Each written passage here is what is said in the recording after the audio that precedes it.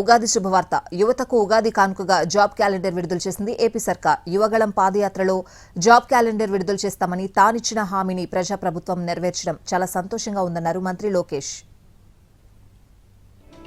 వివిధ శాఖల్లో 10,060 పోస్టులతో job calendar విడుదల చేశారు మంత్రి లోకేష్. ఇందులో స్కూల్ ఎడ్యుకేషన్ 3,004 పోస్టులు, హయ్యర్ ఎడ్యుకేషన్ 1,500 పోస్టులున్నాయి.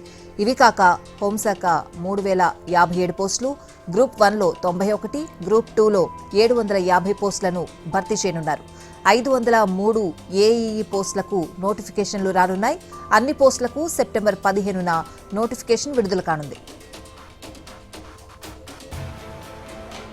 వివిధ ప్రభుత్వ శాఖల్లో 10,060 ఉద్యోగాల భర్తీకి నోటిఫికేషన్లు ఏ తేదీన వస్తాయో, ఎన్ని ఉద్యోగాలు భర్తీ చేస్తామో ప్రకటిస్తూ జాబ్ క్యాలెండర్ విడుదల చేశామన్నారు లోకేష్. అలాగే నిర్దేశిత సమయంలోనే పరీక్షలు నిర్వహించి ప్రకటించిన అన్ని పోస్టులు భర్తీ చేస్తాం.